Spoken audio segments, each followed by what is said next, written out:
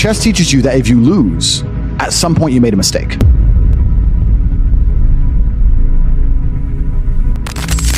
Chess is a fantastic game because in the game of chess, there's no luck. If you lose, no matter how well you played, if you lose, at some point you made a mistake. Even if it's the most minor mistake, you made a mistake. So you learn to understand that no matter what happens to you, if you lose a scenario, you made a mistake. Maybe it's a tiny one, maybe it was 2 years ago, whatever, but you made a mistake, and you learn absolute and utter accountability for yourself. And that mentality is extremely powerful to apply to all things in life. All of this is my fault, but the Bugatti on my drive is my fault, and the yacht is my fault, and the private jet's my fault.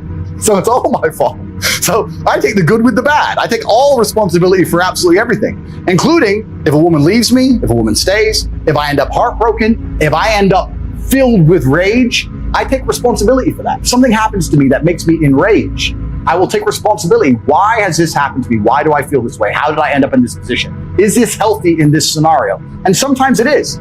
I've had scenarios in my life where I was prepared to die to protect somebody else, and I was enraged and it was healthy. I've also had times where I'm in a room by myself, enraged, sitting there going, this is no good for anybody. I need to just calm the fuck down. So emotions are feedback, but stoicism is the ability to process them. And that's what you need to be learn as a man. You're never going to be able to turn them off. You're going to feel them. You have to learn how to process them and turn them into a positive. It's energy. It's unlimited energy. I say this all the time. I say that the biggest periods of transformation in my life is when everything was going wrong. When my life was going good, I'm not a hedonistic person. I don't do drugs. I don't gamble. I don't do prostitutes. I don't do anything that hedonistic. But I'll certainly go on the yacht with a bunch of women I know and chill and have some vodkas and that kind of thing. When life's smooth, then it's semi-hedonistic, pretty relaxed.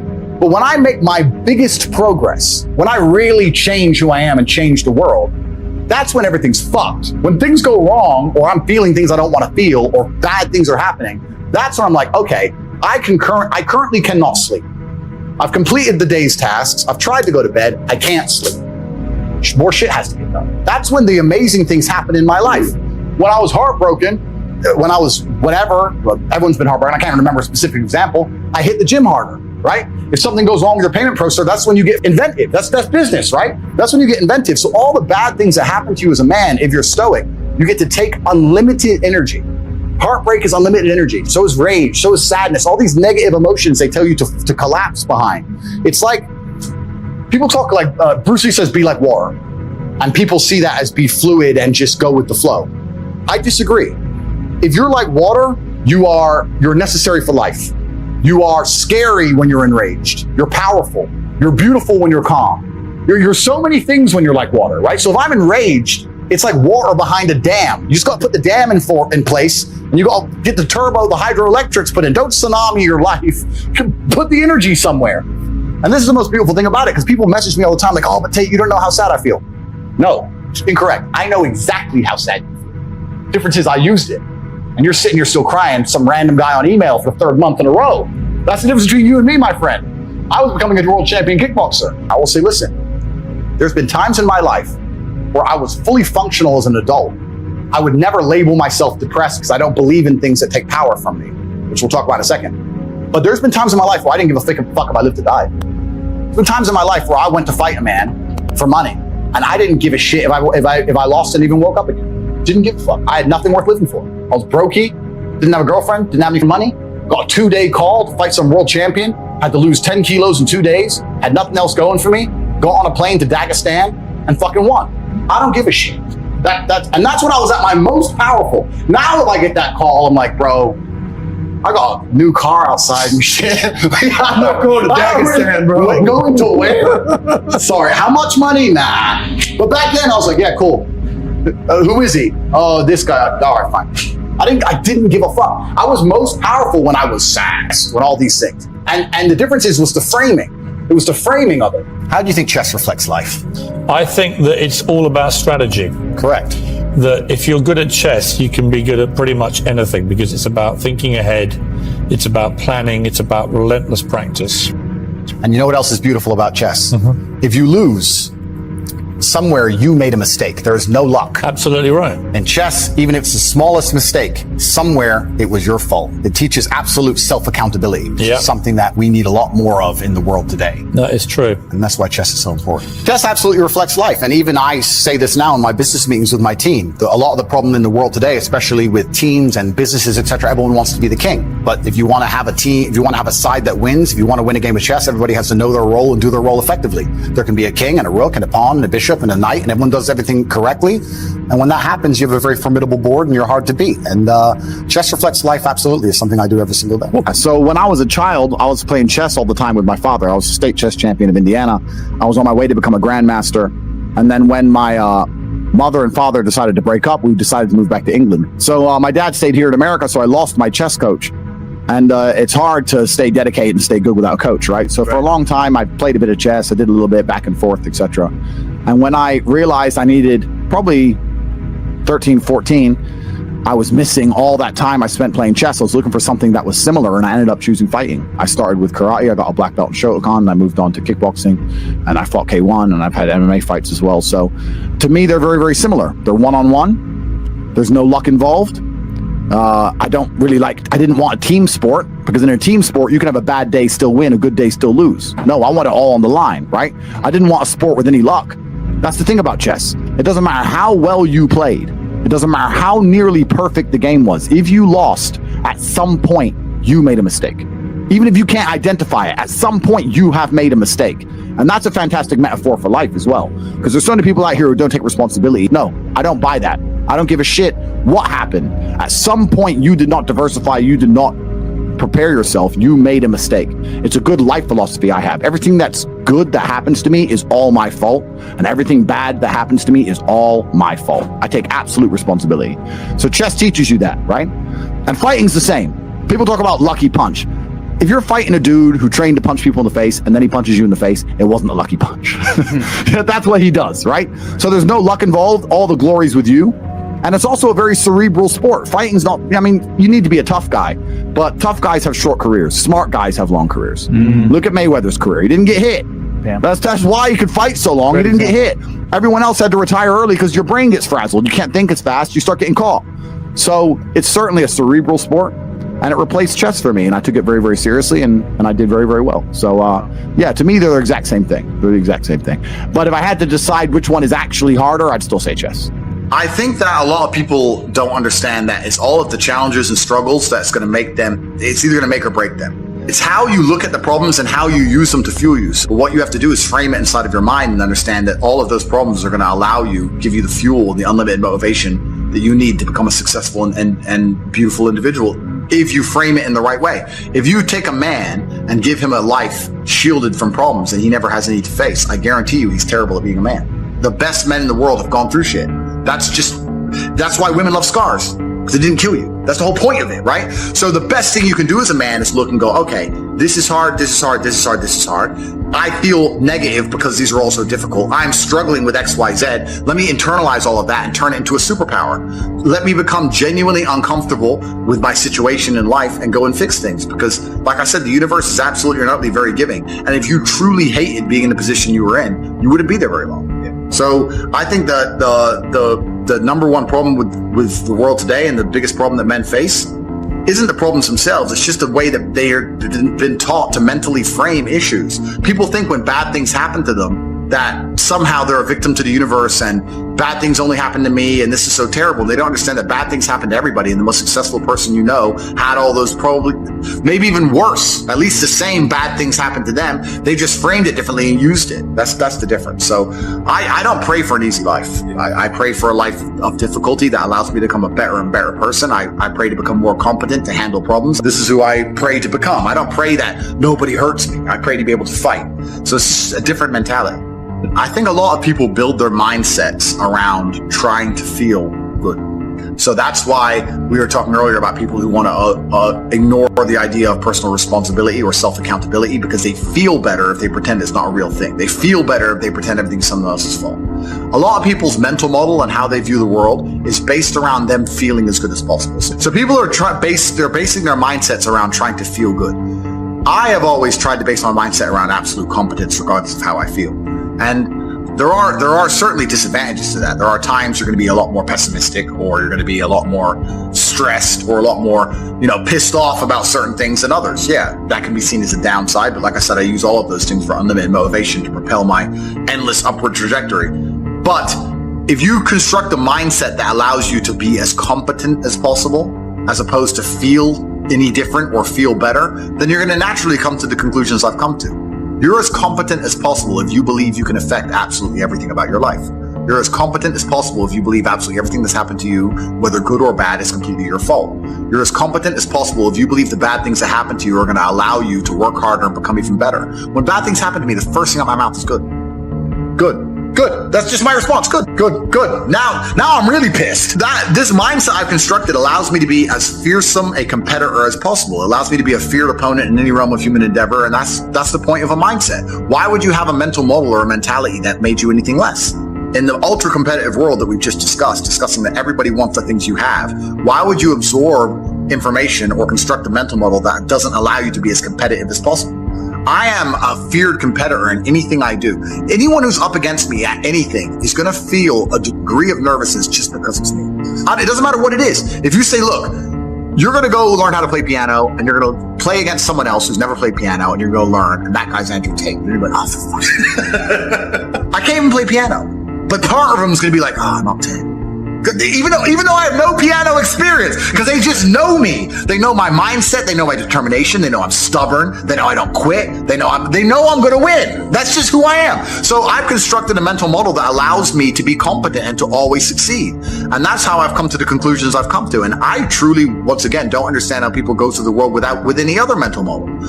I get asked all the time, well, what do you feel? Or what about happiness? How I feel doesn't cross my mind. I don't know how else to explain it. There are days where I'm pissed off or sad or happy. It doesn't cross my mind. You can't only be able to perform when you're happy. You can't only go to the gym when you're motivated. You can't only be a competent person when your life's going well, because when your life's not going well, you're no longer competent. Then you're going to lose to people like me. And it's player versus player. If you're the kind of person who can only do well when you're happy, and you're competing against someone like me who can do well all the fucking time, guess what? You lose. So my mental model, the answer is most of my opinions are just based around constructing a mental model that allows me to be brutally competitive. You cannot try and make me adopt thinking that will reduce my competitiveness as an individual. So I don't give a fuck if I'm wrong. I don't believe in it. That's it. End of story. So I don't believe in things that take power away from me. I don't believe in things that make me less competitive, and I don't adopt mental models that make me less competitive. Every single mental model I have are the most efficient ones I could find. To the mental model I found that if I adopt, I become a more fearsome predator. That's it. So this is how I've come to all of my conclusions as an individual. The best option, the best thing to do is still to get up, be an adult, control your emotions, be stoic, and do the things you're supposed to do day after day. Laying in bed and doing nothing is never going to be the best option. The best option is still to go to the gym, to work hard, to run your business, to be successful. So it doesn't matter. We're talking about the different positions on the chessboard. But if the rules of the game remain the same, regardless of the position, you're still trying to win. You still have to do the same things. So does it even matter at this point? All I know, what I will say as a matter of fact, is this world is hyper competitive, especially as a man. Most men are walking through life and they don't realize that it's constant competition. Every single pound they want, someone else wants. Every single girl they want, someone else wants. There are people like me out here. I will destroy, you could get all 30 of them in a room and I will sit by myself and absolutely annihilate them in any single metric. And they're just sitting there just fucking floundering and wandering through life unaware of how competitive the world is. And I want the money you want, and I want the girl you want, and I want the status you want, and the car you want, and the house you want. And I'm gonna get it and you're fucking not. And that's the bottom line of life. What I'm saying is you're playing a game and it's a competitive game, and you need to build a mindset that allows you to be ultra competitive. And if you want to sit there and say, no, I want a non-competitive mindset, then fine. You know what you call people who do not win competitions? Losers. Correct. It's just the bottom line of life. And it's kind of interesting because everyone pretends they give a fuck, but nobody does. Being a quitter is the worst thing you could possibly be. God himself can't make a quitter important, because the only reason the place you're trying to get to has value is because it was difficult to reach. If everybody could reach it, there'd be no value. Value is linked to scarcity. The whole point gold is valuable is because it's not everywhere. If it was everywhere, it wouldn't have any value. The reason the place you're trying to reach is valuable is because people can't get there. So if you're the kind of person who quits, you're never going to get there. Quitters are the worst. You could give a quitter a map, a treasure map, and a hot air balloon. say it's going to take you right to the treasure. It's going to be a 7-day journey. Man, Here's a sandwich. Yeah. And halfway through, they'll be like, oh, I'm cold. Yeah, you just said that, 7 days, nah. Yeah, and they'll quit. Yeah. Quitters will never make it. And there's a huge subsect of the populace who are basically simply quitters. I've never in my life seen anyone who's determined to get something not get it. I've never seen somebody who is determined in their heart to get something not get it. The universe and God is so giving and providing. People think it's difficult out here. I disagree. I've never seen someone wake up and say, nah, this is all I care about. This is all I want. Not get it. Everyone who thought that way in fighting was a world champion. Everyone who thought that way about money was rich. I've never seen anyone fail. Bro, I've seen people with no credit score and no job determined to get an R8 manage to get one on finance somehow. I've seen it. If it's all you want, you're gonna get it. And I've decided that I can't stop bad things from happening to me. So instead, I'm going to enjoy bad things happening to me. And I'm going to build a mindset that makes me fearsome enough to succeed regardless of how stacked the odds are against me. Like I said right now, I'm not a coward. And I want to make this very clear. I'm not a coward. I don't care if I don't sleep again for the rest of my life. And I refuse to sit and have my mind altered by anything I do not control. I don't care if I have nightmares for the rest of human time. Right. As long as I'm in charge of my mind, I'm in charge of my life. If God decides that I don't need nightmares anymore, I'll fathom out how to stop it. If God decides I need to wake up in the middle of the night in a sweat, fearful or afraid they're coming to get me, then that's God's plan for me, and that's what I'm going to deal with. I'm not a coward. I'm not afraid of any of these things. I'm not afraid of feeling bad. I'm not afraid of panic. This is one of the things I think a lot of men out there struggle with, is they're so worried and afraid of bad feelings. And to me, that's just showing that you've had an easy life. Like, there's real people out here who are trying to kill you. There's people out here who put a knife in your neck. You're scared of what? Feeling sad? Who cares? Like, there's real problems. What are you worried about feeling sad for? Who gives a shit? I could feel sad for the rest of my life, and I guarantee, 1, nobody would know, and 2, I would be monumentally successful regardless. So why are we even talking about it? I have no fear for a negative feeling. I have fear for me not being able to provide for my children. I have fear for people who rely on me not being provided for and cared for, but I don't have a single, I don't wake up and go, oh, I'm worried if I might feel sad today. Who cares? Who cares? I can be happy or sad on the same day. Nobody notices, and the same things get done. The exact same amount of work gets done. Nothing changes. There's certainly a lot of lessons in chess. There's certainly a lot you can attribute to chess from everyday life to the chessboard. And I think it's a good grounding mechanism. I enjoy to sit down for a good couple hours, win some games, lose some games. Right. It's something I personally enjoy. So, yeah. Can you tell us some of those life lessons that you learned from playing chess with your father and applying it into real life? Yeah, absolutely. So I'll give you my favorite one first. Yeah. Please do. My favorite one is the difference between the king and the queen. Right? Because the king moves 1 square at a time, and the queen can just zip across the board. Right? So you're here in Miami, you're partying in Miami. They got all these parties right now. It's Art Basel, blah, blah, blah. You see all these chicks on a boat. For the man to get on that boat, it's 1 square at a time, right? He has to get a good job. He has to get his taxes right. He has to find a way to leverage credit. He has to meet the guy who sells the boats. He has to go through all this shit stage by stage by stage to finally pull off being on that yacht and having that yacht at the age of 56. A chick, what does she need? Lip fillers? Boom. Zip. On. She gets straight on. That's the difference between the king and the queen. But although the king is slower than the queen, he's the most important piece, right? The king can't die. The queen can die. The queen, sometimes you can be looking at a position and go, this is fucked up. The only way out of this is to sacrifice that bitch. Sometimes you can do it. I'll tell you a very quick story. This is a story I've never told before. When I was, how old was I? 23? When I was 23, I was dating a ballerina. She was the prima ballerina of the Cambridge Ballet School in England. And I had no money. I was a fighter, but I was coming up. I didn't really have any money. And she lived far away, like an hour and a half away, but she used to come see me, and we were good for like a year and a half. I loved this girl, yeah? And she finished ballet school. She started dancing in clubs in London. She couldn't get any ballet work, so surprise, surprise. Who fucking wants ballet work, right? So she ends up doing like dancing and not stripping, but like dancing in the club, you know. So now she's around all the London money every day. She's out dancing all the time. She's up late every night. She doesn't want to drive an hour and a half to come see me. None of this shit. So we're kind of falling apart a little bit. And she ended up talking to someone famous. So anyway, when I finally saw her again, she was like, we had an argument. She's like, well, you know what? You think you're a fighter? This guy, that guy, this guy, that guy. I'm like, look, if you're going to go fuck idiots, at least do it for money. And she's like, what do you mean? I was like, well, if you're gonna go fuck idiots, at least get paid, because they don't give a fuck about you. Like, if you're gonna play this game, at least do it for money. So I had this argument with her back and forth, and I explained to her that these men are just gonna use you. If you're gonna do it, at least get paid. And when she left the house, Tristan said, why are you telling her to fuck other dudes? I'm like, no, I'm just understanding that in my chess position, I've lost this game. Right. The game is done now. Just sooner or later, she's out. All we do is argue. She's in the club every night. I'm just trying to say, before she leaves, maybe I can get a little bit of money. Yeah. Yep. That's the queen sacrifice, right? Right. We broke up 3 months later. I don't know if she fucked him or not, or who she fucked. I don't know. I never spoke to her since. But that's kind of the analogy you have to be able to apply to life. Sometimes chicks gotta go. Yeah. Sometimes they have to go to save the king. And too many dudes, most of the time, men truly lose at life is because they've attached themselves to a queen and they won't let her up. They won't sacrifice her. No matter what. I promised I'm going to stick by you. This, our marriage vows, no matter what. And they just stay on that sinking ship till she eventually leaves his ass. And it's sad to see, but men keep doing it. Chess is the most ruthless game on the planet, and what chess will teach you, people think chess guys are nerds. Chess guys are psychopaths. My ELO, for anyone who knows chess ratings, is like 1800, which is it's all right. It's a pretty average considering my father was a grandmaster. It's not even that good. But I was 1800 when I was 8. I got no better. So because I stopped playing. But chess teaches you that if you lose, at some point you made a mistake. It doesn't matter if it's the smallest mistake. It doesn't matter if you just took too long to think to make the right move and you ran out of time on the clock. At some point, you fucked up for you to lose that game. It's 100% accountability with no luck. That's what's so important about learning chess. That's the first thing. And the second thing is, you need to, as a man, adopt the mindset that absolutely everything that happens to you is completely and utterly your fault, whether it's good or bad. And most men don't have that. Most men don't have that. I'm sitting there going, this is my fault.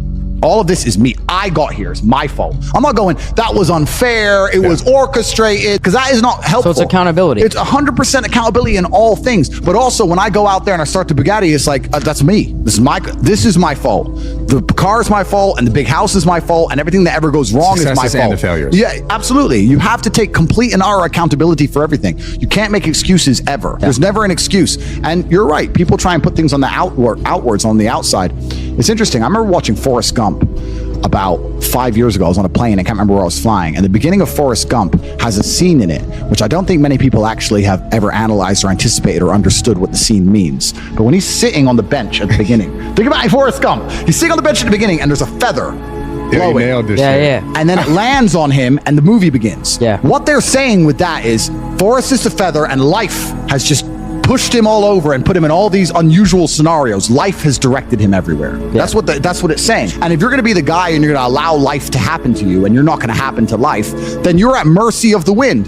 Perhaps it might work out okay, but it might not, right? So you have to be the guy who goes, okay, the wind's blowing in this direction. Fuck them. I'm doing this. You have to come to life. You can't let life come to you. How do you think men can build more confidence in like deciding their life instead of just letting it be decided for them? Yeah, so they have to take absolute responsibility, which is the first thing. The second thing, they have to get competence, and competence is going to allow you to have confidence. You're not going to be good at shit if you're bad at shit. You have to be good at things. You're only going to be confident at things if you're good at things. I know what I'm good at and what I'm bad at. So you have to go out there and take risks, and you have to make mistakes, and you have to risk it all. And once again, this comes down to competition. I think competition is such an important thing in the masculine world. Yeah. I grew up in the chess world, and I went into the fighting world. It was all extremely competitive. It's competition driven. You can't make excuses. If I sit here and say I lost a fight, cool, you lost the fight. But I lost the fight, but my gloves, when they were wrapped up, my hand was hurting, and then they excuses. Bro, you lost, G. Yeah. Like, you have to understand that excuses don't matter. Nobody cares. Life's binary. Winners or losers. And you just have to take absolute responsibility for all of it. The main reason people complain about things is to get a dopamine rush, right?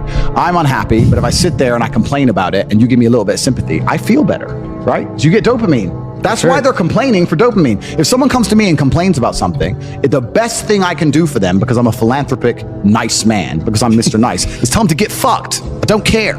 Shut up. Yeah. That's the best thing you could do. When your friend comes and goes, bro, and this girl, and I really miss it. Look, I understand, bro. She ain't coming back. She's fucking next guy. But this is why people complain. They complain to feel better. And then this ties into who your social circle is. A lot of this comes down to your social circle, because there's a whole bunch of guys out there whose friends accept excuses. If your friends will allow you to make excuses, you're going to make excuses. If your family let you make excuses, you're going to make excuses. You're going to complain and feel better. You got to be around killers who don't accept that shit. If me and let's say me and 3 friends, there's 4 of us, and we all decide to do 10,000 push-ups a day, and all of us do them except one, there's no words inside the human language, there's no sentence he could possibly construct, no matter how compendious or concise or how intelligent the man is, that will allow us to forgive him for failing. You failed. Oh, but I was busy, We did them. You're a bitch. Shut up. We don't accept excuses. That is it. That's the bottom line. Have you ever seen anybody who's done anything fantastic and they didn't have faith in themselves? When they got to the top, they go, I just don't know. Another thing that's interesting is I've never seen anybody do anything on accident. This is what's actually very interesting. When somebody tells me their goals, I ask what their plan is to achieve their goals, and they never have one, and it's fucking dumb. But I'm saying if someone has a goal, I say, well, what's your plan? And they haven't got a plan. I've never seen anyone do anything amazing on accident, is my point. It's certainly, I know what I'm supposed to do and I do it day after day. I don't have a pre-designated, goal by this date, but I know I want to become stronger, so I just train. But what I'm saying is I've never seen anybody do anything amazing by accident. So what this extrapolates out, let's use the gym and money, right? Have you ever found a guy in the gym who's in fantastic shape and you said, why are you in such good shape? How'd you get so big? And he goes, oops, just happened. I feel like don't know, Gene. I feel like you're giving us. I feel like you're giving us the long answer for like hard work pays off. You're not going to do it accidentally. You have to do the right things every single day. Okay. And it's the same with money, right? If I meet somebody and they're loaded, they're like, "How'd you make so much money?" Well, this is what I did. I did this. I did that. I spoke to this guy. I started this company. When you ask the average guy, "Do you want to be rich?" He goes, "Yeah." How are you gonna get rich? Don't know. How'd you get rich? Oops. This just like it's dumb shit. Like it's just people, and it's kind of amazing. The last 5 years have proved it, but the majority of people are just sleepwalking, bro. They have no plan to achieve any of their goals. They don't try very hard at shit. Everything is someone else's fault. And when my ship comes in, don't worry, in a few years, I'm going to be here. How? Like they're just amateur. They're not professional at life. You have to be a life professional. Do you think there's certain people that are kind of like born like that and they just will never learn? No, I don't. I think it's to a degree, obviously there's going to be some genetic disposition, but I also think it's a mindset you can adopt as a whole. You have to be hard on yourself. You have to be extremely self-reflective. If I forget my house keys or my car keys, I punish myself for that. You have to punish yourself. So my point is this. So the reason I'm making it is that I talk about professionalism. It's very easy to be a professional at the big things if you're a professional at all the small things. I'm never late. I'm always up at the time I said I'm going to be up. I never miss that phone call I'm supposed to miss. I don't misplace my shit. It's dumb, normal stuff. And I hang around normal people and they're like, oh, wait, where's my wallet? Wait. Well, wait, one now sec. I'm 10 minutes late. Of course you don't achieve shit. You're a dummy. Chess teaches you everything you need to know about life. You're the king. You've got all the pieces around you. You've got your queen, your most important piece. That's the woman you choose in your life. If you choose a shit woman, you're going to have a shit life. So you'd have a good queen. The queen needs to be in a good place, and she needs to obey the king. You've got your brothers, you've got your boys, you've got your knights and bishops and rooks. And those are the people who you really care about and the strongest pieces on your board. If they're all shit, once again, you're going to have a shit life. And you got pawns. Pawns are probably people who work for you or work with you, or people who aren't particularly loyal to you, but they're loyal to a paycheck that you're providing. You got to put everyone in the right place, and you got to win the game.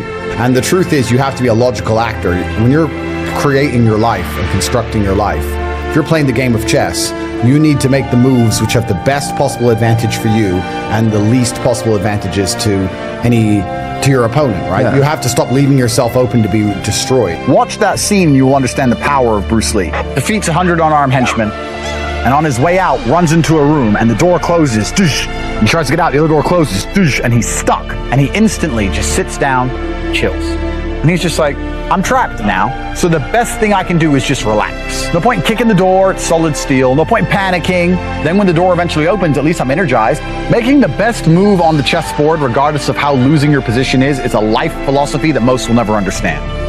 A good man controls himself. I have absolute self-control. If I decide to smash your face in, it was a very conscious decision. Nothing to do with the fact I was angry. If I decide to shoot you in the face, it's a conscious decision. It's the best move on the chessboard. There's no anger involved. You understand? Emotional control is absolutely and utterly important as a man. Now, I'm not saying become a stoic dork, have no personality, be a boring fuck. I'm not saying that. I'm saying that you need to understand as a man, there are certain principles under which you act, regardless of how you feel. Bam. I can wake up in a terrible mood. I can wake up sad. I can ache. I can have a busy day, stressed, etc. I will complete the same tasks as if I woke up in a fantastic mood. I'll do the same things because how I feel has no bearing on the things I'm going to do with my day because I have duty to myself and to my bloodline. So a lot of you guys out here are acting like fools because you feel like acting like fools. And what I'm going to say to you is, because you think there's something wrong with you, you go, well, I lack motivation. You hear this one? I don't have the motivation to go to the gym. Well, here's the news flash. Neither did I. And I still did it. So now what are you going to say? Now you have no excuse, right? Oh, you're scared to get in the ring. So was I. I still did it. Scared to get in the cage. So was I. I still did it. Being a man isn't about not feeling things. It's about acting the way you're supposed to act, regardless of how you feel. This once again ties into your network, the people around you, everyone else around you. When you say you feel a certain way, if they don't check you, then why are you hanging around with them? Thanks. If you're going to sit there and go, I feel sad, and your friends are going to go, oh, bro, you feel sad, man? Sorry to hear that, bro. It's hard to be sad, bro. You sad, bro? Oh, we're sad too, bro. I was sad last week. Discipline's a key component. There's no other way out. There is no other way out. That is it. It's something you have to do, and you're going to have to do things you don't want to do on time every single day, or you're going to suffer the consequence. That's how life works. If you're disciplined and you have willpower, that can be applied to absolutely anything, right? If you have unlimited willpower and you can always open up a can and smear it on to whatever you're doing, you're going to do well. So I had willpower when I was playing chess. I had willpower when I was kickboxing to make sure I trained as hard as humanly possible to become a 4-time world champion. I kept my mind focused on the money. So it's all about that, you know, it's all about self-control and self-discipline and making sure that you are the center of your own universe. And a lot of people agree with this, and a lot of people say this, and they go, yeah. But it's very rare to meet someone who's serious about it, in my experience. If you're truly serious about brute willpower, you could achieve anything. Like, you could do absolutely anything. That's what it's all about. So I've just had the same universal stubbornness and refusal to fail. And anything I've ever applied it at, I've done very well with for that reason. I think one of the biggest things is that it's a lot of people don't see success, or they don't measure their own success, right? So there's a saying in fighting, and it says, you're never tired when you're winning. And the point is, when you're getting your ass kicked, you're out of breath. But if you're kicking someone's ass, you don't get out of breath. It's weird how that works. But life's the same, right? So if you give anybody a business idea and they start to make money, and they're making money, now they're making more money, now they're making more money, most people will have all the motivation and discipline they need to continue doing X idea and become very, very rich. The problem is people try things, they don't work. They try something, no money's coming in. They've tried something else, it's been a year, they don't see the results. And that's the hard part. That's where the discipline's really, really important, because you're never tired when you're winning, right?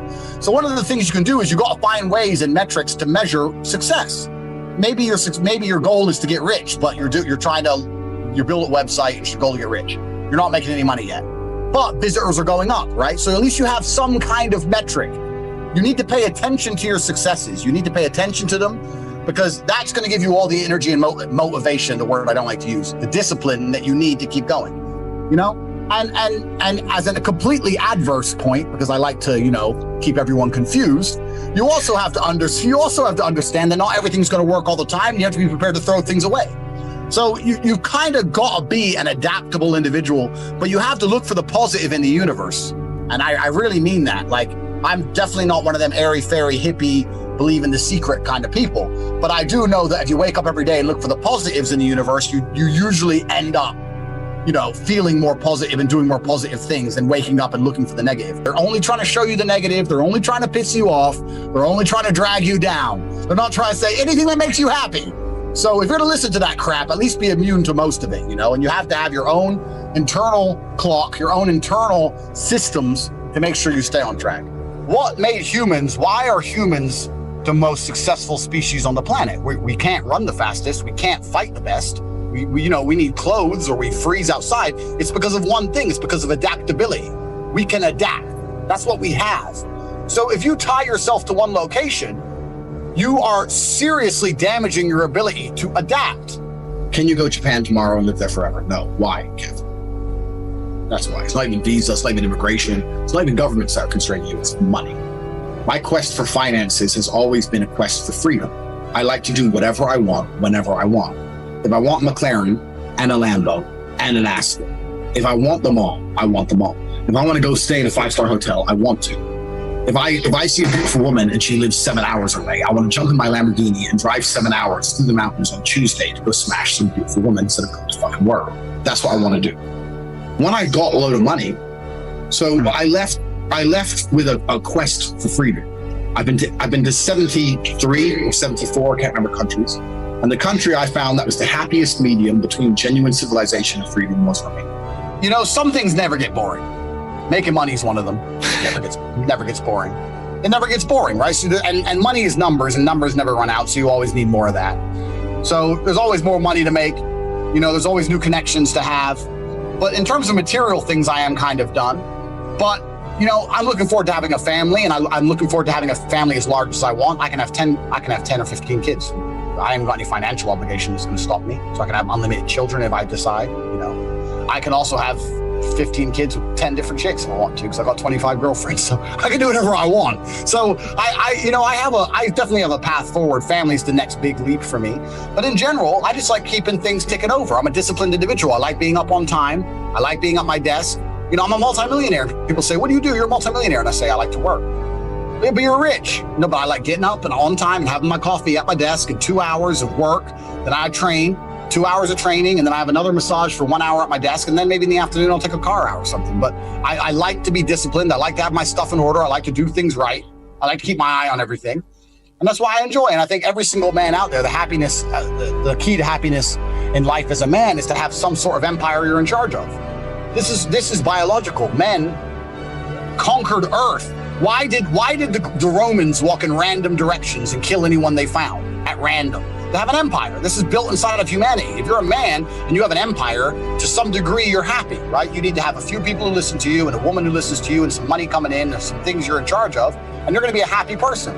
If you don't have your own empire, you don't even have to have your own. If you're important, very important in someone else's, you can still be satisfied. But if you're at the very, very bottom of the food chain, there's no happiness there.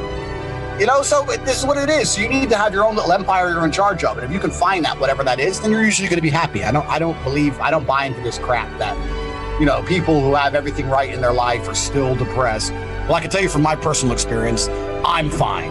And the only time I was ever pissed off or sad in my life is when I was broke. And now I'm rich and I'm fine. So don't buy into that lie, because it's a lie. Like we said, men risked their lives on the battlefield to control patches of land. Why? Because it was an empire. They wanted to be part of it. Now we don't have to do that, right? Now you can build a YouTube channel or build a business. You can do something, but it's the same biological triggers. It's the same evolutionary hardwired motivations. It's the same thing that makes a man want to work and become the CEO of a big company. It's the same thing that made people want to conquer Rome. It's the same thing. And I'm not saying absolutely everybody can be a business owner, or not absolutely everybody can do all that, X, Y, Z. I'm not saying that. I'm saying, look, if you're the right-hand man, or even the fourth or fifth in line to a very important conglomerate, then fantastic. If you're the fifth most important person at fucking Coca-Cola, I'm sure your life's great. You know, it's not all about that. It's about the fact that, like you said, if you're not trying to do anything to define yourself as an individual, and you're not trying to build any kind of empire for yourself, your last name, that's your empire. That's who you are. And that's going to be for your family and your children. They're going to learn from you. If you're not trying to do that at all, well, then someone else is just going to snap you up. Like you said, your land's going to be snatched out from underneath you. And that's the reality of the world. And if you're going to sit to me and say, oh, Andrew, I agree with you, but when I try to do these things, I get distracted because I don't have motivation. Well, then guess what? You deserve the life that's coming to you. If you don't have the motivation to work hard in the gym, or the motivation to try new ideas, or the motivation to stick at a good idea that you have, or the motivation to do your work properly, and then you want to come to me and complain about your life, you have built your own life and you deserve the misery you carry. You designed a life which was going to make anybody miserable, and now you're miserable. Congratulations. If you don't have motivation to try and be something more than Joe Schmo, well, then you deserve the misery. That's my mindset. Fighting is not something you choose to do. Fighting is something you have to do. Anyone who's a professional fighter has to fight. Because fighting is the worst sport in the world. Like there's no, it's the worst career path possible. 99.9% of fighters make no money. You're risking death. You're risking injury. Even if you end up a millionaire, you're spending the large majority of your career broke in some bullshit gym, struggling for no reason. It's hard. It's underappreciated. I mean, it's fine when you win, but eventually you lose and all the couch potatoes laugh at you. Like, it's the most bullshit sport. Like, why would you do that to yourself? Why wouldn't you just play football and be a millionaire and put a ball in it? Why would you go through hell for probably no reward at all? And the answer is because you don't have a choice. Because warriors are born. Warriors are not made. Warriors are born. And if you're born a warrior, you have to fight. You just have to fight. People say, why do you fight? It's like, because I have to. So why? It's because I have to. Because fighting is the purest form of competition. Like, what in life is entertaining after years of professional fighting? You think I can go to the movies and be like, wow, great movie, man. That was, wow. Did you ever read a fucking comic book like a dork? Pain. I make millions of dollars and I'm still bored. I'm still sitting there. I can make $100,000 a day and be like, whatever. But if I win a fight, it's different because it's life or death. I survived. When the feeling of a fight being over is like getting you all clear from cancer. Like imagine you got like a cancer diagnosis and you have 0% chance of survival, or 50-50. And for 3 months, 5 hours a day, you're at the doctor's doing the best you can to try and survive. And then bang, it's over. Yes, all clear. It's that level of like relief and joy. You can't replicate it with normality. There's no replication for it. So when you retire, you're just like, oh, this is why all fighters, when they retire, end up depressed or blowing their brains out. This is like nothing in life compares to on any level. When you're a fighter, you raise the bar so high that you realize how shit normal life is. Shit is boring and nothing interesting ever happens. Ever. Nothing interesting happens. You eat, you see your aunt now and again. It's bullshit. Or like, and when I see people on Twitter like so excited about, hey, Little League, if you knew about genuine competition and genuine sport and genuine adversity and genuine life or death and genuine grit and genuine pain, if you knew about the genuine shit, you'd understand genuine joy, and you realize that everything else is just a cheap imitation. So that's why I still feel like I need to fight. But my head tells me, Andrew, you're a multimillionaire with every supercar under the sun, living in a mansion with other shit to do besides train all day and fight some 24-year-old psycho from Kazakhstan. It's complicated. This is another thing about it. Fighting, most people's experiences of fighting are purely emotional, like you just described there. I've never really been nervous in a street fight because I'm angry. Or there's a reason, or he's touched my girlfriend, or he's pissed me off. But I was scared before every single fight because there's no emotionality attached. You understand where I'm coming from? It's like, on this date, you fight this man here. And you know for 3 months he's dedicated his life to being as dangerous as possible to hurt you. And you've done the same thing. But there's none of that, there's no anger. So it's a business transaction. And for that reason, it makes it far more daunting. And of course, the consequence of fighting is different to any other sport. Ronaldo how many games has Ronaldo lost? I don't even know. I'm sure he's lost plenty. How many times has his team lost? Loads. How many tennis matches has Nadal lost? Loads. I mean, he wins, but he's lost plenty. Because that's life, isn't it? Yeah. But as a fighter, you lose once. Ooh, you lost. They're going to remind you of that shit. Everyone's going to remind you of that shit forever. Doesn't matter if you've won 1,000 times. You lost once. Remember when that guy kicked your ass? It's like it's high pressure. It's high stakes. It's like the highest stakes game you can play. You can get knocked out and never wake up again. Yeah. It's the highest stakes game. It's like playing a video game on the hardest possible difficulty for 15 years and then playing the same game on super, super easy. It's just not fun anymore. You know? That's I can't explain. There's a reason why fighters fight, and there's a reason why it's so difficult to quit. There's a reason why none of them retire when they should, because it's very difficult. Like, I know for a fact the only reason I can retire, or I have retired, is because I can supplement and distract myself from my nagging feeling to fight by doing crazily expensive things. If I was still living a normal life, there's no way on God's green earth I would have retired, or could have retired. Even if I was losing every single fight and getting my ass kicked, even if I was injured and I didn't have it, I would still have to fight to stay sane. But now, every time I feel like fighting, I can get in a McLaren 720S and drive like a fucking psychopath across Europe through the Alps. And I can slam 10 supermodels, and I can drink, champagne. I can spend 20 grand a night in a club. And if I do that often enough, I can distract myself from feeling like fighting for a while. But it's expensive.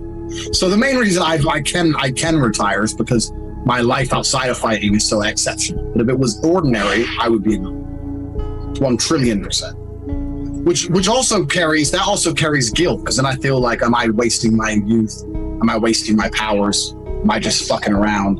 But then there's another side of it. It's like, well, no, because you're putting all your powers into generating cash. You're doing exceptional. When you say celebrate, so a lot of people can fall off when they celebrate, right? I did this, blah, blah, and they fall off, right? Yep. So I don't fall off, because what I do and this is what really upsets everybody, but it's been an absolute key to my success. So I refuse to apologize. What I love to do is I love to talk about it, because if I talk about my success, it doesn't take much of my time.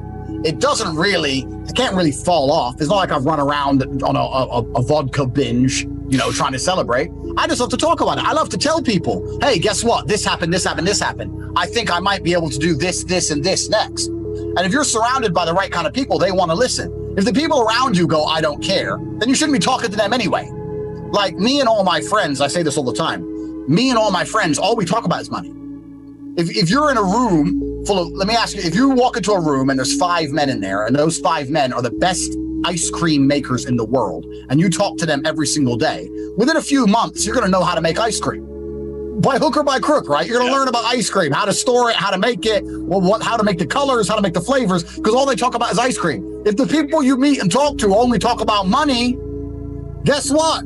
You're going to learn how to make money. So I love to talk about my successes, and I love to talk to other people who like to listen and talk about their successes. And then you get a spiral, because everyone understands that a downward spiral is real. Everyone's discussed and understood the downward spiral. People don't understand an upward spiral.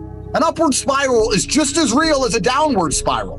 My entire life was an upward spiral. I became kickboxing world champion. It made me a little bit of money, but not that much money. I had a whole bunch of girls who adored me because I'm a kickboxer. It's all just an upward spiral for me. And that's just, the energy in a positive direction all the time. And if I ever sat there and tried to talk to somebody about money or business ideas or whatever, and they were uninterested, then I was uninterested in talking to them, because that's all I have ever cared about. What else is there to talk about? Like, genuinely, what, movies, sports, who cares? Yeah. But this is the point, right? So you should talk about your successes all the time. And you should only be surrounded by people who want to listen. And listen to their feedback. Maybe they've got some advice, whatever, and listen to their successes too, and create a positive environment for yourself. And if you do that, they're going to do well. Every single Sunday, all of us talk about everything we've achieved that week. That's all we do. I did this, I did this, I did this, you did this, you did this. And a bunch of ideas, a bunch of business ideas, loads stems from that. So a lot of people don't even have a place they can positively talk about something great they've done, because then they're seen as arrogant, right? Oh, he's bragging.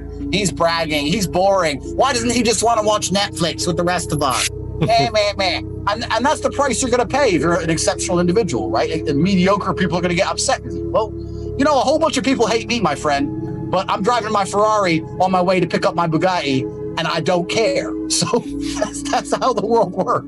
I have these conversations with people all day, every day, and they'll agree with everything I say. And I say, okay, so what's your plan? And they'll go, and they'll start umming and ahhing. And I tell people my plan. I tell everyone my plans, and they're like, oh, yeah, but that's not really for me. I say, it's fine. We're not all the same. But what's your plan? Is your plan to just sit and because that's it, right? You're either a person who tries to carve his own destiny, or you're a victim of circumstance. If your plan is to just sit and wait and see what happens, good. I hope it works out well. I wish every single person on earth well. I'm not a malicious individual.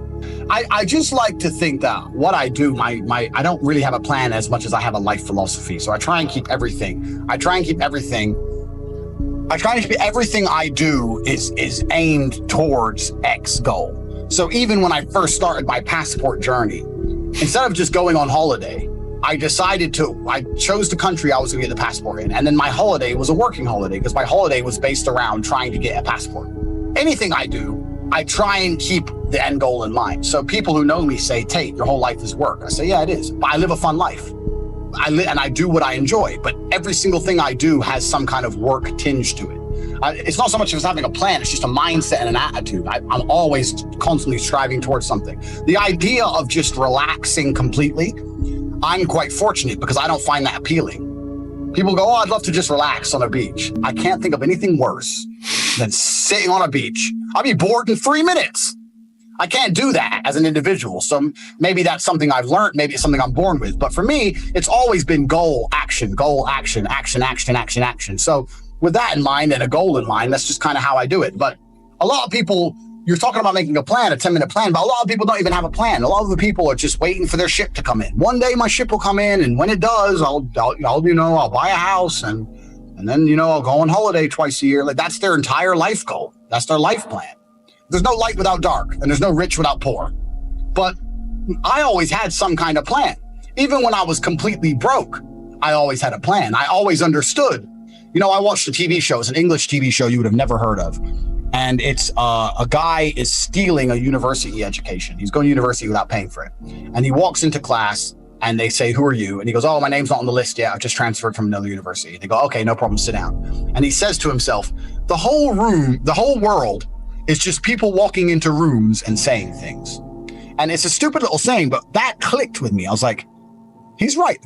Business, it's just people walking into a room and saying things. Everything is just people walking into rooms and saying things. So if I want to have money, I need to find the right room and the right people. That's what I wanted to do. So my life plan was always understanding I need a network. When I was poor, I was trying to find a network of motivated individuals, some ultra wealthy, some on their way up, that I could join so I could learn and do what they do or network with them or help some of them and start to get my way up, but I couldn't find it. So I had to do it all the hard way by knocking everybody out and traveling the world and meeting rich people that way.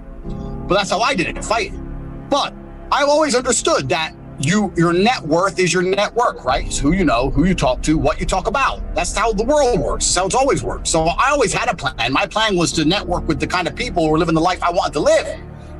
But most people don't even have a plan that goes that far. And that's not an easy thing to do, but at least I knew what I was trying to do. Most people don't even know what they're trying to do. And everybody knows something you don't. Everybody. So like I'm a multimillionaire, I'm a rich guy, right? I'm supposed to be a money guy. And they're talking about things I've never even heard of. So like I'm learning shit. Like if you're around people who know things, you're gonna learn things. You're completely right. You never know it all. And that's all the world is. It's people walking into rooms and talking to each other. You need to be talking to the right people all the time. And you're gonna learn new things. But if you're talking to people who only want to talk about sports and other junk, well, you're only gonna learn about junk. That's all it is. It really is the truth. I can't remember the last conversation I had with somebody that wasn't about my money or his money or some money. That's what we talked about because that's all I was interested in, you know, and that's the truth. You're completely right. It's not, mentorship is great, but you don't even need a mentor. You just need people around you who are about it, you know, and if you do that, like we said earlier with the ice cream experts, if you sit and talk about ice cream every day to ice cream experts, you'll learn about ice cream. If you do the same thing with money, you're going to learn about money. And the reason nobody has discipline anymore is because it's not taught. Discipline isn't taught. And the idea of being disciplined is seen as negative. And we also live in a world where everything and everybody is vying for our attention. Everything. There's ads everywhere. YouTube happens quickly. When I was a kid or you were a kid, we had a coloring book. Now they got flashing lights and little video games. So your attention's very, very difficult. And that's what discipline is, really. It's the ability to stay focused on one thing for a long period of time. And I think most people don't realize how bad their attention span is or how much discipline they lack until they really start to suffer from it. And that's what will happen, especially as a man. I can't say as a woman because I'm not a woman, but as a man, if you don't have the ability to knuckle down and focus on something for a long time, life's gonna punish you. Sooner or later, life's gonna wake you up, you know? And the reality of mastery and the reality of success is that it's not really a glamorous story. Like, how do you become the best boxer in the world? You do the same thing over and over for 15 years, jab, cross, hook. Like it's boring, you know, but that's what discipline is. So the idea that a lot of people want to be constantly entertained, I want to be entertained, that's boring. Well, that's why you need discipline. People want to be constantly motivated. Oh, I don't feel motivated. Listen, if you're not motivated to go to the gym and that has resulted in you being obese, suffering health adversity, so you've now damaged your health. On top of that, you're less attractive to females. On top of that, your energy levels are lower. If you really need motivation to just lose weight and live a life worth living, then there's something wrong with you. I train every single day and I'm never motivated, but I'm disciplined. I never wake up and think, yeah, I want to train. I've been training my whole life. I'm bored of it, but it's something that has to be done, right? So the idea of entertainment, the idea of motivation, these things are completely detrimental to discipline. People come to me all the time and say, how do I get motivated? I say, you don't, you get disciplined. I don't care if you feel like doing X. You must do X or you will stay a loser. So do you want to be a loser or do you want to do X? It's nothing to do with motivation. So a lot of these things, people are constantly distracted. And I think a lot of the things that are taught and told about discipline are actually detrimental to a disciplined mindset as a whole. And if you don't have discipline, you don't have anything, right? People often say to me, oh, but Tate, you're lucky, you're a kickboxer and you were talented. Yeah, I was talented, but I didn't find out I was talented until I was disciplined. If I wasn't disciplined enough to train, I would have never seen my talent. because the guy with less talent than me, who trained harder than me, would have been kicking my ass. So you don't get to discover anything about yourself. You don't get to discover any of your genetic advantages, any of your talents. You don't get to discover anything about who you are as an individual, your spirit, your soul, what you're made of. Without discipline, you can't even discover anything. So discipline is a key to discovery. Discipline teaches you all about yourself. It teaches you what you really have. You know, there's a whole bunch of people out there that might be the best pianist in the world, but they've never had the discipline to learn piano. So nobody knows. And that's how life works. So discipline is extremely important if you ever want to become anybody or be anything. And everybody knows this, and it's a bit cliche to say, right? But I think that is the common theme. I was extremely disciplined as a child. I had a very disciplined upbringing playing chess, and I could take that upbringing and self-discipline and apply it to myself with everything else I've done, fighting, and I make millions and millions of dollars. And people look at me and go, oh, but how? And I'm like, what do you mean how? It's do the right things every day like you're supposed to, on time, every day. And life usually comes together. I really believe that. Every single man out there listening to this, I want you to do one thing today, and I want you to do the same thing for the rest of your adult life. I want you to work very hard, and I want you to be proud of yourself. And if you do those two things, you'll be amazed how close you'll come to your goals. In fact, if you work hard and you're proud of yourself, every single goal you have in mind right now, you're going to surpass. I guarantee it.